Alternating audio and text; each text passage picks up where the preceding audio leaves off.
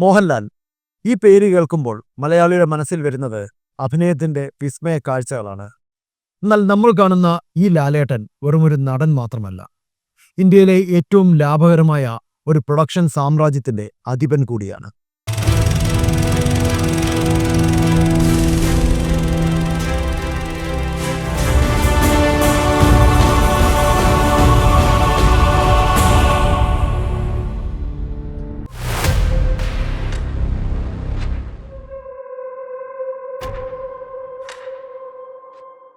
കഴിഞ്ഞ 25 വർഷമായി മലയാള സിനിമയുടെ സാമ്പത്തിക ചക്രങ്ങളെ നിയന്ത്രിക്കുന്നത് ഒരു പ്രൊഡക്ഷൻ ഹൗസാണ്, ആശീർവാദ് സിനിമാസ്.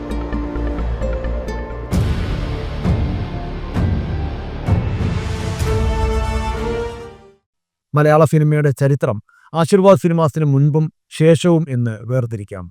ഇത് വെറുമൊരു നിർമ്മാണ കമ്പനിയല്ല, വെറും ഹിറ്റുകൾ മാത്രം ലക്ഷ്യമിടുന്ന ഒരു പ്രൊഡക്ഷൻ ഹൗസുമല്ല. ഇന്ത്യൻ സിനിമയിലെ തന്നെ ഏറ്റവും കൃത്യമായ ബിസിനസ് പ്ലാനിങ്ങിലൂടെ വളർന്നു വന്ന ഒരു സാമ്പത്തിക സാമ്രാജ്യമാണ്. ഒരു സൂപ്പർ താരം തന്റെ കരിയറിലെ ഏറ്റവും മികച്ച സമയത്ത് തന്റെ വിശ്വസ്തനായ സുഹൃത്തിനൊപ്പം ചേർന്ന് ഒരു ബിസിനസ് സ്റ്റാർട്ടപ്പിന് തുടക്കമിടുന്നു. അന്ന് പലരും വിചാരിച്ചു ഇതൊരു ഹരത്തിന് തുടങ്ങുന്നതാണെന്ന്. എന്നാൽ ഇന്ന് കോടികളുടെ ടേൺ ഓവറുള്ള മറുനാടൻ മാർക്കറ്റുകളെ വിറപ്പിക്കുന്ന ഒരു കോർപ്പറേറ്റ് ശക്തിയായി ആശീർവാദ് വളർന്നു കഴിഞ്ഞു. ആഗോള വിതരണ ശൃംഖല, എഡിറ്റിംഗ് സ്റ്റുഡിയോകൾ, എഡ്യൂക്കേഷൻ ഹബ്ബുകൾ, മൾട്ടിപ്ലക്സ് മാളുകൾ. മോഹൻലാൽ എന്ന ബ്രാൻഡിന് പിന്നിലെ ആ രഹസ്യ ബിസിനസ് ബുദ്ധി നമുക്കിന്ന് ആഴത്തിൽ പരിശോധിക്കാം.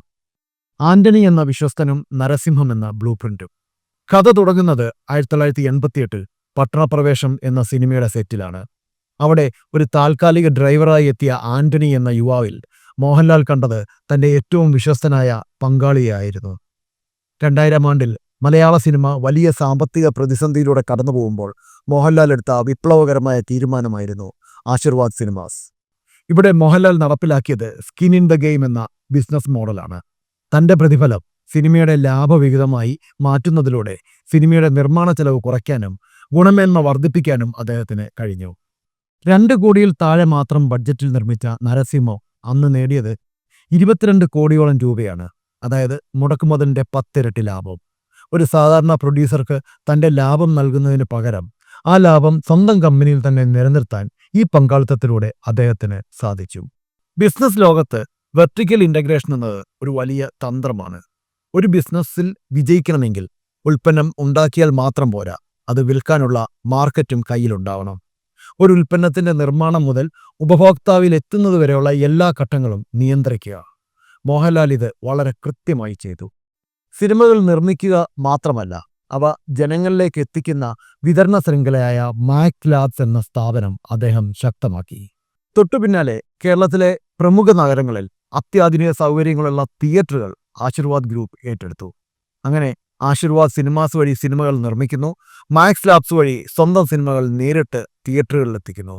തന്റെ സിനിമകൾ പ്രദർശിപ്പിക്കാൻ സ്വന്തമായി തിയേറ്റർ ശൃംഖലകൾ വളർത്തിയെടുത്തു. സിനിമ എന്നാൽ ഷൂട്ടിംഗ് മാത്രമല്ല, അത് അത്യാധുനിക സാങ്കേതികവിദ്യ കൂടിയാണെന്ന് ലാൽ തിരിച്ചറിഞ്ഞു. ഇതിനായി തിരുവനന്തപുരത്ത് അദ്ദേഹം സ്ഥാപിച്ചതാണ് വിസ്മയാസ് മാക്സ്. കേരളത്തിലെ ആദ്യത്തെ 5.1 മിക്സിംഗ് സ്റ്റുഡിയോകളിൽ ഒന്നായിരുന്നു ഇത്. പിന്നീട് ഡോൾബി അറ്റ്മോസ് സൗകര്യം വരെ ഇവിടെ ഒരുക്കി. തന്റെ സിനിമകളുടെ പോസ്റ്റ് പ്രൊഡക്ഷൻ ജോലികൾ പുറത്തുപോയി ചെയ്യുന്നതിന് പകരം സ്വന്തം സ്റ്റുഡിയോയിൽ ചെയ്യുന്നതിലൂടെ ചെലവ് കുറയ്ക്കാനും ക്വാളിറ്റി ഉറപ്പാക്കാനും അദ്ദേഹത്തിന് കഴിഞ്ഞു. വിസ്മയാസ് മാക്സ് അനിമേഷൻ അക്കാദമി വഴി സിനിമയുടെ സാങ്കേതിക മേഖലയിലേക്ക് 100 കണക്കിന് പ്രൊഫഷണലുകളെ അദ്ദേഹം വാർത്തെടുത്തു. എഡിറ്റിംഗ്, ക്യാമറ, VFX എന്നിവ പഠിപ്പിക്കുന്ന ഒരു എഡ്യൂക്കേഷൻ ഹബ്ബായി ഇത് മാറി. ബിസിനസ് വളർച്ചയുടെ ഒരു ഘട്ടത്തിൽ വിസ്മയാസ് മാക്സിന്റെ സ്റ്റുഡിയോ യൂണിറ്റ് ഏരിയസ് ഗ്രൂപ്പിന് അദ്ദേഹം കൈമാറി.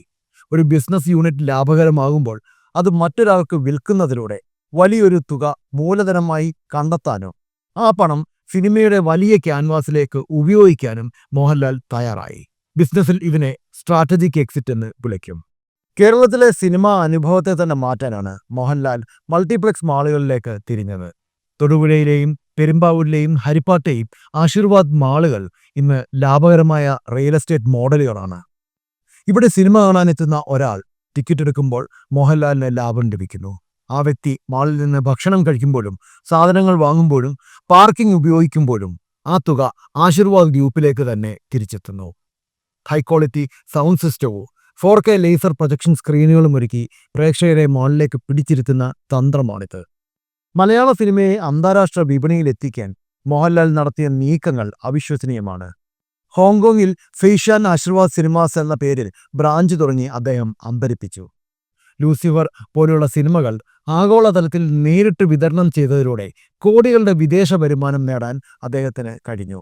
മരക്കാർ എന്ന സിനിമ റിലീസിന് മുൻപേ തന്നെ 100 കോടിയോളം രൂപ വിറ്റുവരവ് ഉണ്ടാക്കിയത് ആശീർവാദിന്റെ മാർക്കറ്റിംഗ് പവർ തെളിയിക്കുന്നു.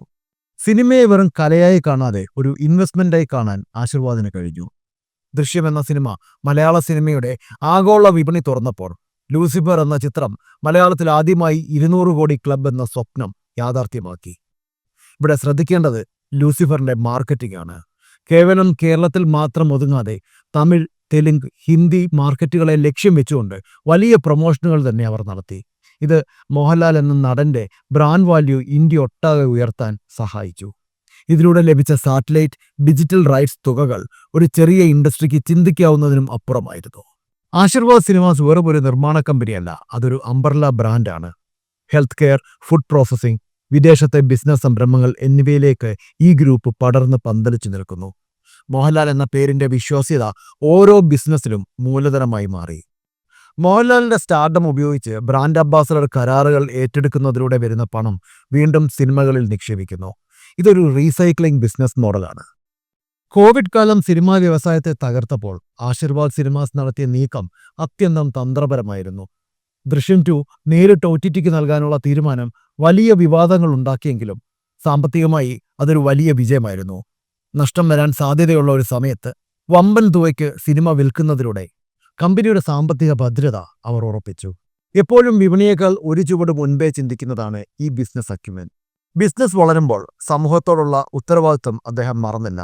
തന്റെ മാതാപിതാക്കളുടെ പേരിൽ തുടങ്ങിയ വിശ്വശാന്തി ഫൗണ്ടേഷൻ വഴി കോടിക്കണക്കിന് രൂപയുടെ കാരുണ്യ പ്രവർത്തനങ്ങളാണ് അദ്ദേഹം നടത്തുന്നത്. വയനാട് ഉരുൾപൊട്ടൽ സമയത്ത് നൽകിയ സഹായങ്ങൾ മുതൽ കുട്ടികൾക്കുള്ള വിദ്യാഭ്യാസം, സൗജന്യ ആരോഗ്യ സേവനങ്ങൾ എന്നിവ വരെ ഈ ഫൗണ്ടേഷൻ വഴി നടക്കുന്നു. ഒരു കംപ്ലീറ്റ് ആക്ടർ എന്നതിനപ്പുറം ഒരു കംപ്ലീറ്റ് ഹ്യൂമൻ ബീയിങ് ആവാൻ ഈ പ്രവർത്തനങ്ങൾ അദ്ദേഹത്തെ സഹായിക്കുന്നു.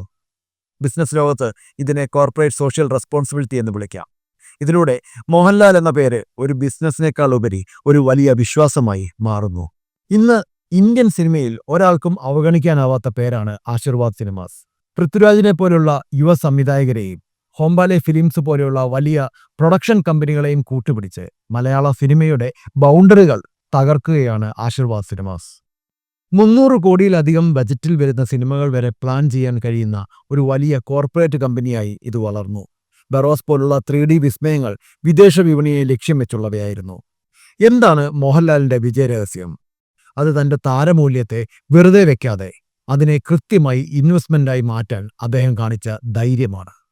കൂടെ നിൽക്കുന്നവരെ വിശ്വസിക്കാനും ടെക്നോളജിയെ പ്രണയിക്കാനും മാർക്കറ്റിന്റെ സ്പന്ദനങ്ങൾ മുൻകൂട്ടി തിരിച്ചറിയാനും അദ്ദേഹത്തിന് കഴിഞ്ഞു. ഒരു മികച്ച നടൻ എന്നതിനപ്പുറം തന്റെ പേരിലുള്ള ഓരോ സ്ഥാപനത്തെയും ജനങ്ങൾ വിശ്വസിക്കുന്ന ബ്രാൻഡുകളാക്കി മാറ്റിയ മോഹൻലാൽ തന്നെയാണ് മലയാള സിനിമയിലെ ഏറ്റവും വലിയ ബിസിനസ് മാഗ്നറ്റ്. കലയും ബിസിനസ്സും എങ്ങനെ ഒരേ നൂലിൽ കോർക്കാമെന്ന് തെളിയിച്ച ഒരു ദീർഘദർശിയായ ബിസിനസ്മാൻ. തന്റെ കൂടെയുള്ളവരുടെ കഴിവ് തിരിച്ചറിയാനും കൃത്യമായ സമയത്ത് ശരിയായ തീരുമാനമെടുക്കാനുമുള്ള അദ്ദേഹത്തിന്റെ കഴിവ്, അതാണ് ആശീർവാദ് സിനിമാസിന്റെ വിജയരഹസ്യം. വെള്ളിത്തിരയിലെ വിസ്മയങ്ങൾക്കപ്പുറം കോടിക്കണക്കിന് രൂപയുടെ മൂല്യമുള്ള ഒരു കോർപ്പറേറ്റ് എംപയർ, അതാണ് ആശീർവാദ് സിനിമാസ്. ബിസിനസ് ലോകത്തെ ഈ മഹാമേരുവിനെക്കുറിച്ച് നിങ്ങൾക്ക് എന്ത് തോന്നുന്നു? താഴെ കമന്റ് ചെയ്യുക. ഈ വീഡിയോ ഇഷ്ടപ്പെട്ടുവെങ്കിൽ സബ്സ്ക്രൈബ് ചെയ്യാൻ മറക്കരുത്. ഇത്തരം കൂടുതൽ വിശകലനങ്ങൾക്കായി കാത്തിരിക്കുക.